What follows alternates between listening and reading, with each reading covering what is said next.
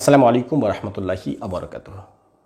সম্মানিত ভিউয়ার্স, আমি রাজফুল শেখ, আপনারা দেখছেন তৌহিদ মিডিয়া। ভাই সকল, আপনারা হয়তো লক্ষ্য করেছেন বিগত এক মাস ধরে আমাদের চ্যানেলে কোনো ভিডিও আপলোড হচ্ছে না।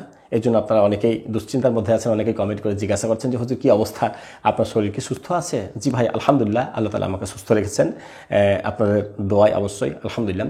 যাক, আর আমি এই এক মাস ধরে যে ভিডিও আপলোড করছি না তার কারণ হচ্ছে ইদানিং খুব চাপের মধ্যে দিয়ে সময় যাচ্ছে।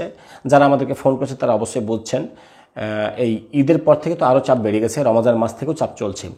ঈদের পর থেকে আমাদের এখন মোটামুটি রুগীর যে রুগীর বুকিংটা সবসময়তে 6 দিন বা 7 দিন পর্যন্ত রুগী বুক হয়ে থেকে যাচ্ছে, যা আমরা কমাতে পারছি না।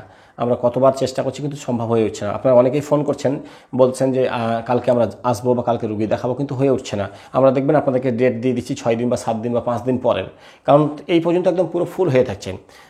আর আমরা তো 10টার বেশি রুগী দেখি না, জানেন আপনারা। আর এই জন্যে কিন্তু খুব চাপের মধ্যে দিয়ে আমি যাচ্ছি, আর এই কারণে আমি কিন্তু ভিডিও আপলোড দিতে পারছি না। জি ভাই, দুঃখিত আমি।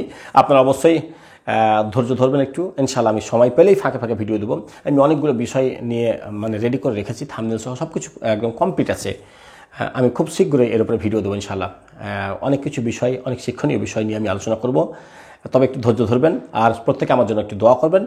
সত্যি আমি একটু ব্যস্ততার জন্যই হয়তো ভিডিওটি আপলোড দিতে পারছি না আমি, তবে আলহামদুলিল্লাহ আমার চিকিৎসা একদম ট্রিটমেন্ট আরম্ভ আছে। এবং আরম্ভ কেন বলছেন আপনি, যে আগের তুলনায় রোগীর চাপটা অতিরিক্ত বেড়ে যাওয়ার কারণেই আমি কিন্তু ভিডিওটা করার সুযোগ কিন্তু পাচ্ছি না। দেখেন আজকেও দেখেন এই অবস্থায় আমি ভিডিও করতে বাধ্য হলাম, একটু রুগী দেখে ফাঁকা হয়েছি, তো আমি ভাবলাম যে এই অবস্থাতে আমি একটু বসে যাই। আমার যে মেন স্টুডিও আছে সেখানে যে বসে আমি আলোচনা করবো এই সুযোগটা হয়নি, তার জন্য আমি রুগী দেখতে দেখতে ভাবলাম যে এখানে 2-1টি কথা আপনাকে বলে দিই। তো যাই হোক, প্রত্যেকে জানাবেন আপনারা কেমন আছেন। যে সকল ভাইরা আমাদের সঙ্গে যোগাযোগ করতে পারছেন আমি খুবই দুঃখিত। বিশেষ করে যারা বাংলাদেশি ভাই আছেন, অনেকেই অনেক কিছু কমেন্ট করছেন, আমি পড়ি যে হুজুর কীভাবে কী খবর, আমাদের এখানে আসছেন কি না বা কী অবস্থা। তো যাই হোক, আমি দুঃখিত যে আমি সেখানে যেতে পারছি না।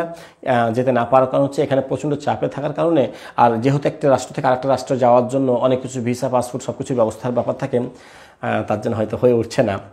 তো যাই হোক ভাই, আমি ইনশাআল্লাহ খুব শীঘ্রই আপনার জন্য খুব ভালো ভিডিও নিয়ে আসবো ইনশাআল্লাহ। যে সকল থাম্বনেলগুলো আমি রেডি করে রেখেছি তার উপরে একটি কথা বলবো, যদি আজকে সম্ভব হয় তাহলে করবো, নাহলে কয়েকদিনের মধ্যে ইনশাআল্লাহ আমি ভিডিও তৈরি করব। আর একটু ব্যস্ততা আরও বেড়ে গেল।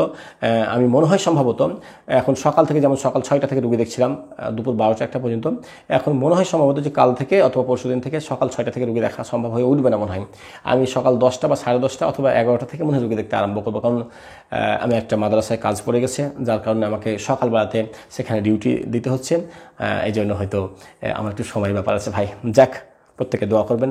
আসসালামু আলাইকুম ওয়া রাহমাতুল্লাহি ওয়া বারাকাতুহু।